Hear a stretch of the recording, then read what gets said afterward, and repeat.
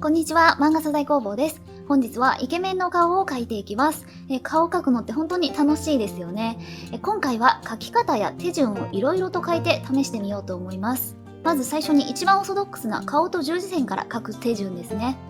顔は曲面なので十字線は直線ではなく曲線で描きます。特に煽り俯瞰ではこの曲線が生きるので、十字線は日頃から曲線で描く癖をつけましょう。イケメンというか大人の男性の場合ですね、割と目が上の方に来まして、鼻が長く顔の輪郭も長い感じなので、目のあたりはやはり上の方に取りますね。男性の場合は特にこの眉の部分、ここに鼻丘という骨があるんですけど、この部分特に西洋人男性に顕著なんですが、この骨格の上に眉が乗って、この下の眼下のくぼみがあるという感じなので、その立体を意識できるといろんなアングルに役立つので、ポイントとして覚えておいてください。私はこの時点で目から描いてしまうことが多いですね。目は絵の根幹部分なので、ここをうまく描くことが最重要ポイントですからね。ただここでうまく描けすぎちゃうと、後にパーツがずれた時描き直すのが辛くなるので、あくまで適度に留めておきます。こんな感じですね。西洋人の男性を思い浮かべてもらえれば、この骨にちょうど眉が乗って、その下にガツッと深い彫りがあるのを想像できると思うんですよ。日本人男性だと骨格が全然違うので意識しないと気づけませんが、アニメや漫画はデフォルメと誇張表現がとても重要なので、やっぱり特徴的な骨格をベースにするとシンプルに分かりやすくなります。日本人やアジア人にも彫りの深い男性はいるので、そういう方を参考にしてもいいと思います。そしてこの鼻ですね。鼻や鼻の穴についてはちゃんと描くかどうかは人それぞれですよね。ちゃんと描くの嫌って人はこんな風に微量の線を消して、こんな風に影で表現するという手法もありますね。やはり微量のラインを描かないと幼く見えるので、年齢を調整したり意図的に幼く見せたい時などに使えるテクニックです。可愛い系の顔描くみたいな、そんな時に使えます。あとはこの鼻の穴ですね。鼻の穴をこんな風に横に大きく描くか、目立たず小さく描くかで、鼻の造形が変わってくるので、これもやはり絵柄により人それぞれですね。美形を描くなら控えめで、ワイルドなら長めでもいいかもしれません。あとはこの下まぶたですね。下まぶたを目頭の方までがっつり描くとキャラや絵柄が強調されますね。逆に下まぶたはあまり描かないと印象が緩いというか優しいというか控えめな感じに顔になります。言ってみればモブ顔ですね。そんな感じでキャラを描き分けられるので重宝するテクニックです。あとは口なんですけれど、口に関しても大人の男性はリアルめに考えて描きます。人間のリアルな唇ってこんな感じなので、唇の中央の形状をデフォルメ表現するんですけれど、中央がくぼんだこんな線で表現することもできます。これだとくどいなという場合はさらにデフォルメしてシンプルにもできます。こんな感じで口の立体を線画にするテクニックです。イケメンで割とクールって仏頂面なキャラも多いので、表情のなさを補う意味でも覚えておくと便利な表現です。そして次に髪を描いていきます。気をつけるべき点としては、髪の毛が入る頭部の球体を意識しまして、そこからファッサーと房を一個一個つけてあげるみたいな感じにしていきます。この髪の房にもちゃんと立体があるので、そこを意識しながら毛の束を増やしていくような感覚で、こんな感じで頭部の立体を無視した垂直の線を落とさないように注意してください。この絵は眉が太くて硬派な印象の顔なので、サラサラした髪は避けて少し単発に描いてみようと思います。こんな感じでイケメンの顔が完成しました。次は昔私がやっていた間違い例と言いますか、輪郭ではなく目からいきなり描く方法でイケメンを描いてみます。これ結構チャレンジングなんですよね。せめて十字線のあたりは描いておきます。なぜこれが難しいかというと、顔全体のバランスが決まらない状態でいきなり目を描くので、最終的な構成に失敗する確率が高くなるんですね。目って特に顔の中ですごく重要なパーツなので、かっこよく描きたいじゃないですか。って言ってるそばからもう縦の十字線とずれているので修正をします。目はやはり重要なので気合が入りすぎるというか、そしてせっかくかっこよく時間をかけて描いた目に対して後で顔全体がずれてくると微調整をしなきゃいけなくなりますよね。目を基準にするとどんどん目に合わせてパーツを調整するうちにどんどん変になってしまって、最終的にはバランス構成しきれずに全部消すみたいなことが割と高確率で起こってくるので、特に初心者さんにはあまりおすすめできるやり方ではないですね。最初に当たりを最初に取る基本をまず身につけた方がいいと思います。目からパパッと描いてしまう人も中にはいるんですが、それは熟練の技術と思った方がいいかもしれませんね。これすでにもうどう構成していいかわからなくなっていますね。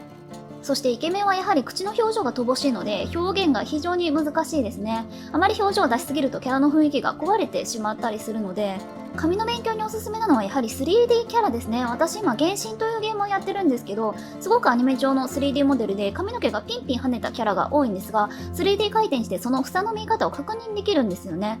跳ねた髪を正面から見るとこんな風になっていて、髪の立体だけでなく手前に向かってくる毛束の描き方もわかるので、3D キャラはすごくいい参考になると思います。次は煽りのイケメンを描いていきますが、やはりしっかりした当たりを取りたいですね、煽りの場合は。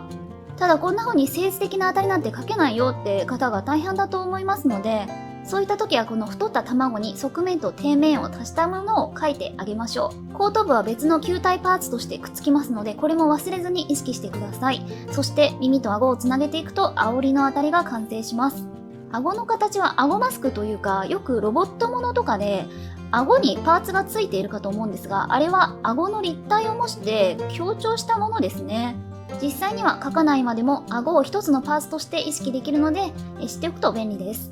まず鼻球の部分に眉を描き、その下の眼下のくぼみもこの時意識します。そして眉頭の斜め下に線を引き、そこに目頭が来るように目を描いていきます。そして鼻根から微量が伸びて、両方の眉頭と目頭の位置も正しく配置するんですが、この時点で配置のバランスを間違うと輪郭ごと成形する羽目になります。目のパーツの配置をミスったかどうかというのは違和感で察知するとしか言いようがないのですが、輪郭を変えると大手術になってしまうので、私の場合は目の配置を改めて描き直して修正しますね。奥の目が中央に寄りすぎていたので、鼻根の位置ごと修正しました。そして口の立体は断面がこうなっていますので、その立体を意識しながら横に線を引いていきます。目の下には頬の肉があって、この辺は立体が行方不明になりがちなので、構造をアップで描いてみましょうか。目の下には下まぶたと涙袋があり、その下から頬のラインにつながります。そして上まぶたの上には眼下のくぼみがあり、その際である鼻球の上に眉が乗っているんですね。そして眉の先に鼻球の中央部分、その下から鼻根につながります。そしてここが微量の側面です。これを元の絵で再現すると、鼻と頬と目はこんな立体でつながります。煽りの場合は顔面の面積が水平アングルと比べて圧縮されますので、表現できるキャンバスが狭まるわけなので、その分パーツがちょっとずれただけで歪みやすくなってしまうんですね。初心者さんに難しいのはそれが原因なんですね。ちょっとした当たりやパーツの歪みだけで全体のバランスに影響が出てしまうのが非常に難しいところです。それを知らずに水平アングルのコツと同じ要領で描いてしまうというか、それしか知識がないために立体もわからないまま無理やりボリ押しで描いてしまうケースが大半ですね。その結果、水平アングルのパーツが 80%、煽りアングルのパーツが 20% 混ざっただけのどっちつかずな煽りアングルができてしまうという結果になります。煽りや俯瞰はまずシルエットの中にある構造や立体を正しく知った上で描いて、初めてそれっぽい立体が出来上がるので、これはもう本当に知識と経験を繰り返していくしかないんですね。じゃあこれも髪の毛を描いていきましょうか。髪は後から描くか、全体のバランスを見るためにシルエットのみ先に描いてもいいかもしれませんね。ではこれを清書していきましょう。これはあっさりした線で仕上げていこうと思います。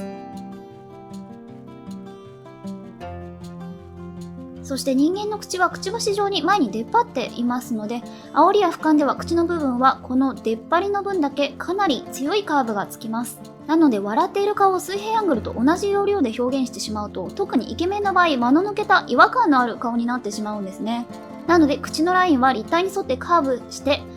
表情は口角で出してあげるのがベストです。ここは間違いないように注意しましょう。では他のキャラもあっさりめに清書していきましょう。イケメンはやっぱり描いてて楽しいですね。最初の絵ってどうしても線が多くなるんで、私はこうして清書し直すことがすごく多いですね。本当は一発で描けるのが理想ですが、そこまでのレベルにはなかなかなれないような状態です。で、これでようやく線画がクリアになりました。では最後の一人も清書していきます。